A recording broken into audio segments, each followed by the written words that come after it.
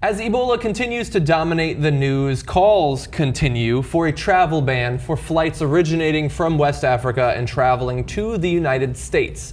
As a second person was found to have contracted the disease Ebola, you saw more of those calls, and certainly as it's likely that more people will get Ebola in the United States, in the EU, you should expect more and more of those. And so we're going to talk about the calls for the travel ban, those who are fighting back against it in government, and why I at least don't think that it would be an effective means to control or get rid of Ebola. So first of all, this is not a small thing in government. I mean, we have a list of lawmakers who are in favor of it. It's this long list. We're not going to show you all the names. For the most part, it is Republicans, although there are a few Democrats on the list, including Representative Alan Grayson of Florida, a personal friend of the network.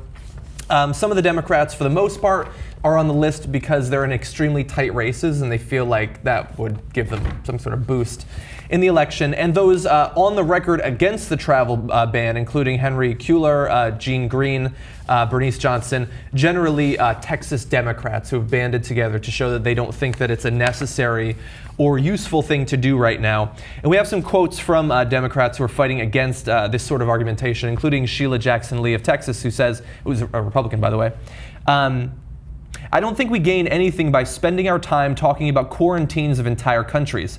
We don't have an epidemic, and for that reason, I don't think that calling for a quarantine of countries answers the question. We have to turn internally and look at our own selves and make sure our health infrastructure is where it needs to be. We also have a quote from Representative Gwen Moore, a Democrat of Wisconsin, who says, aside from being impractical, this reactionary strategy will force Ebola patients underground, making it nearly impossible to track their movements, hinder the capacity for international healthcare workers to transport and administer critical aid, and erode the continent's fragile economy. Now, Gwen Moore is probably going to get attacked in the near future for seeming to care at all about the African economy, because already Republicans are making clear that if you care at all about that and not just 100% about American lives, then there's something wrong with you, perhaps communistic. So we have lots more information that we're going to go over, but what's your immediate reaction to this? So far, all of the commentary I've heard from experts that are worth listening to on this very topic have indicated that it is a bad idea to do a travel ban. Now, I completely understand the thinking and the rationale behind wanting a travel ban.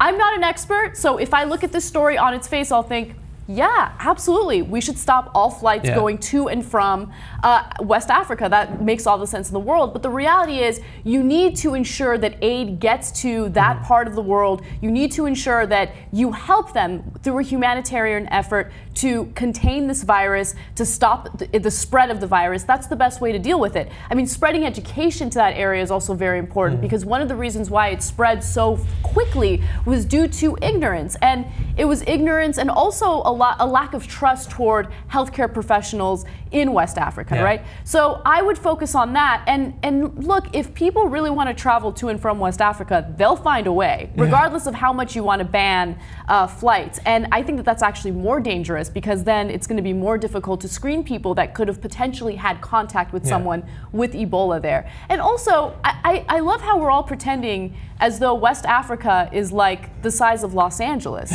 I mean, we're talking about multiple countries in one region of the world where, yes, the economy is tied to it. You have people going back and forth because they have family members there. You need to get aid there. I mean, it's not a simple, clear-cut solution. And I think a lot of these politicians are worried about name recognition. They're worried about their image. So they're like, let's ban flights there because, a lot of people are buying into the fear-mongering that they're seeing on places like Fox News. Yeah, you raised a couple of great points there. I mean, in terms of like the fact that it's not LA, like people are acting as if it's like one mini mall and then a corner, and that's all that's Nigeria. Nigeria has 160 million people. They have a few cases of Ebola. You could do a marathon every day around Nigeria and not come across a single person who had been even exposed to the disease. Let me just give you some more details on Nigeria, which I found fascinating. Nigeria had only 19 confirmed cases of Ebola. It was the only country that successfully contained the virus.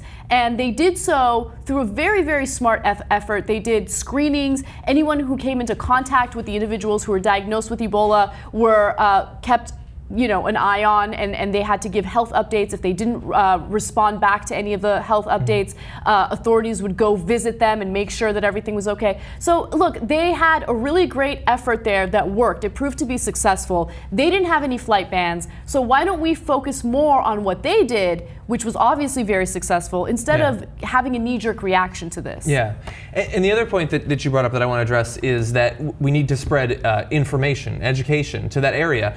And this is one of the most distressing things about this entire endeavor since the outbreaks began in West Africa is we had this opportunity to do some good in the world as a country. Like we try, like some people will say that that's what we tried to do in Iraq and Afghanistan through nation building. I disagree with that.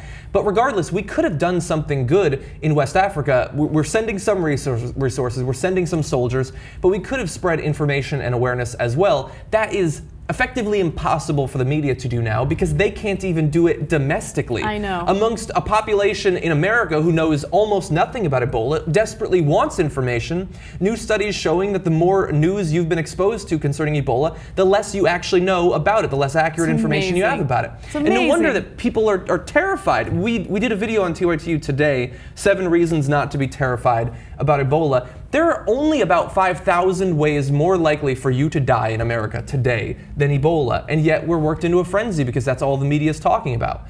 A few months ago, they thought that their plane was going to go missing. Then they thought ISIS would kill them, and now they think they're going to get Ebola, and it's the media's fault. It is the media's fault, and it really goes back to the business model of the media here in the United States, right? It's very much profit-driven, and how do you make profit?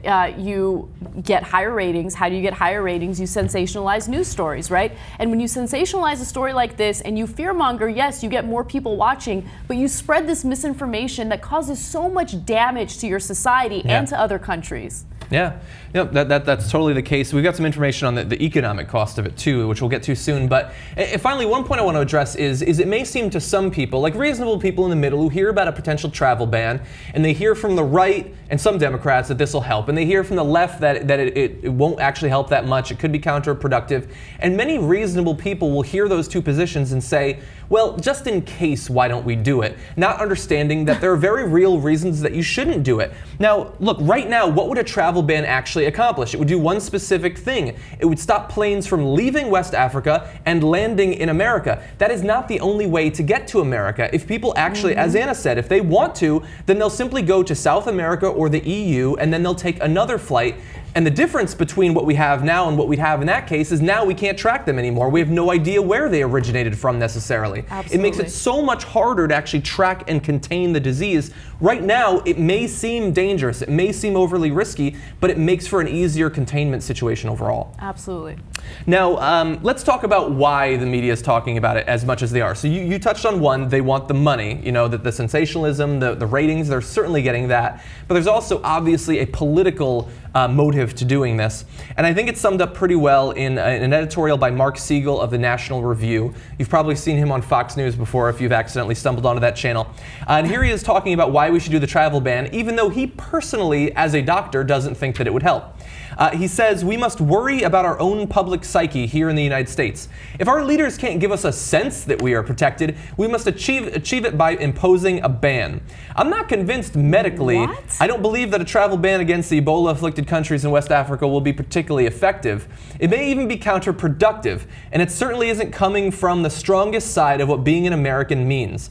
But as fear of Ebola and fear of our leaders' ineptitude grows, I think we must have a ban to patch our battered national psyche. What? So here he as a doctor is saying it's not going to help, it may be counterproductive, but because all of you are so terrified, perhaps by watching the network that I am a medical representative and correspondent for, you're so terrified that we should do something that will actually make us less safe, just so that you might feel a little bit safer in the short run.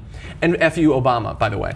That was the most absurd thing I have ever heard. He just said the travel ban is probably going to be counterproductive. But we should probably do what some of our misguided constituents and misguided talk show hosts want, because we want them to feel better and sleep easy at night. Yeah. Even though this is actually going to make the problem worse. It could actually make it worse. That's amazing. Yeah, and wow. Like he casually says, might be counterproductive. What does that mean? That the only thing that could mean is that more people could die from Ebola. let's worry about the psyche. We'll worry about the people dying of this disease another time. I don't care about anyone's psyche. What I care about is making sure that we contain the virus. And if this is going to be counterproductive, then this so-called professional and this so-called expert has no reason to have a platform to spew this kind of ignorance. Yeah.